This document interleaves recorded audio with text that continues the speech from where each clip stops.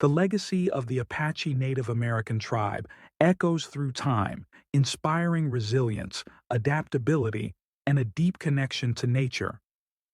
Their fearless spirit, exemplified by leaders like Geronimo and Cochise, symbolizes unwavering resistance against oppression. Apache warriors demonstrated remarkable endurance, covering distance up to 80 miles in a single day. This impressive feat is equivalent to running more than 3 standard marathons back to back. The Apache tribe was a nomadic group, and their lives revolved around the buffalo. They wore buffalo skins, slept in buffalo hide tents, and ate buffalo for their sustenance. They were one of the first Indian tribes to learn to ride horses, and they quickly began using horses in order to hunt the buffalo. A rich cultural heritage including basketry and ceremonies like the sunrise ceremony.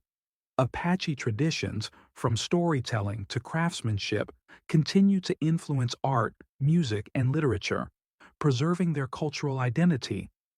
Their survival skills and guerrilla warfare tactics have even shaped modern military strategies. Today, their legacy inspires indigenous communities to reclaim their heritage, protect their land, and advocate for self-determination. The Apache story is one of endurance, strength, and an unbreakable bond with the land they have called home for centuries. The name Apache comes from the Zuni word meaning enemy. They are part of the larger Athabascan language family, closely related to indigenous groups from Alaska and Canada. Historically, the Apache inhabited vast territories spanning across Arizona, New Mexico, Texas, Colorado, even northern Mexico and Oklahoma. Their homeland consisted of towering mountains, vast deserts, deep canyons, and fertile valleys, showcasing their remarkable ability to adapt to diverse landscapes. These areas are collectively known as Apacheria. The 6 Apache bands are the Chiricahua, Jicarilla, Lipan, Mescalero, Western Apache, and Kiowa. The Chiricahua were a group of different Apache bands that settled in what is now southeastern Arizona, southwestern New Mexico, and northern Mexico in the Sonoran and Chihuahuan deserts. It were named after the Chiricahua Mountains in southeast Arizona. The Mescalero people were nomadic hunters and gatherers and roamed the southwest. They were experts in guerrilla warfare and highly skilled horsemen. The women were known for their ability to find and prepare food from many different plant sources.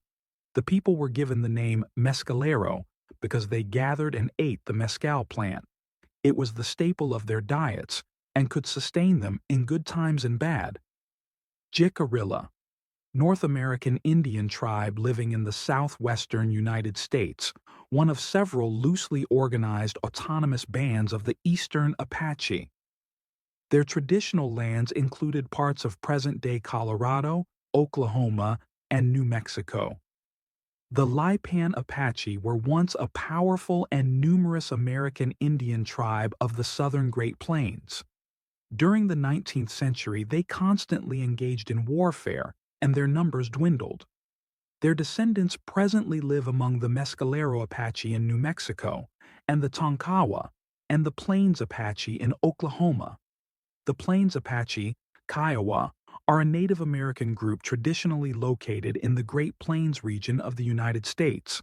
Known for their nomadic lifestyle, they relied on hunting and gathering, particularly buffalo hunting, which was central to their culture and survival. The Western Apache are an indigenous people of North America, a subgroup of the greater Apache identity, who primarily live in east-central Arizona, with some living in Mexico in the states of Sonora and Chihuahua.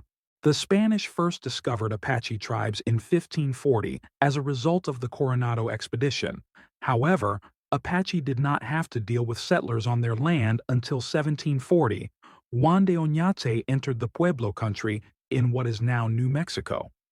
There was consistent tension between Apache bands and Spanish settlers would raid each other. However, some groups traded with one another and were generally peaceful. The nature of relationships seemed band-specific and not generalized across all Apache communities or Spanish settlers. After Mexico's independence in 1821, relations between the Apache and Mexico became tenser. The Spanish forts established to curb Apache raids were removed, so Apache bands began to raid Mexico more consistently. The tensions between Mexico and the Apache led to a bounty on Apache scalps established by the Mexican government in 1835. However, some Mexican villages still traded with Apache bands. Apache groups partnered with the U.S. government during its war against Mexico in 1846, allowing for safe passage for U.S. soldiers over their land. The Apache Wars were fought fiercely for 24 years.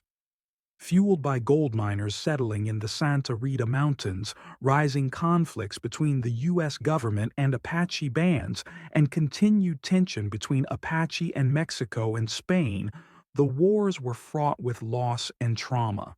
Most of the battles were not traditional, open battles, but were instead conflicts characterized by ambush attacks. Ultimately, the United States developed reservations for the Apache, the Spanish, and the Mexicans. These reservations were often poorly managed but strictly guarded, so anyone who tried to leave was harshly punished. Within these reservations, bands of Apache who had no ties to each other were forced to live together. Many Apache warriors refused to settle on reservations, continuing their raids and ambushes instead. Geronimo, a great leader of the Apaches, was born in 1829 and died 79 years later. The Apache warrior that fought to avenge the slaughter of his family. Among those who did not relocate to the reservation was Geronimo, one of the most notable fighters among the Apache forces. By 1886, the U.S. Army had deployed some 5,000 soldiers, as well as 500 Apache scouts and thousands of civilian members of the militia to try to capture Geronimo, who was accompanied by only around 30 warriors. In September of that year, Geronimo was cornered in Skeleton Canyon and persuaded to surrender. He died in prison more than 2 decades later.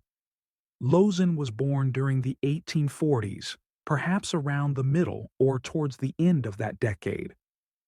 Lozin's place of birth is said to have been somewhere in the area of New Mexico, Arizona, northern Mexico, which was called Apacheria at that time.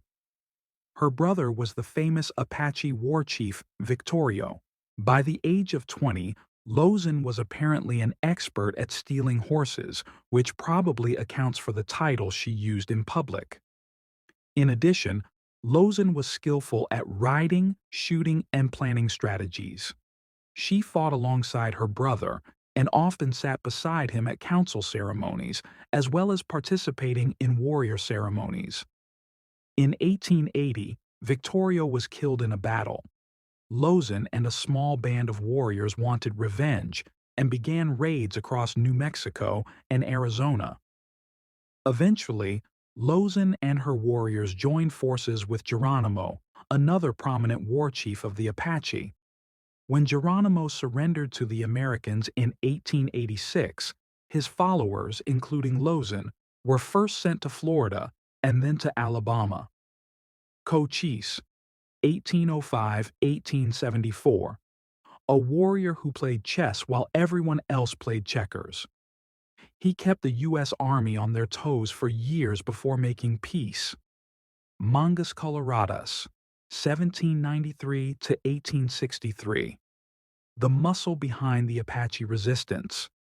He united different bands to fight both Mexican and U.S. forces. Some place the end of the Apache Wars in 1924, when a war party stole horses from settlers and were later caught and arrested.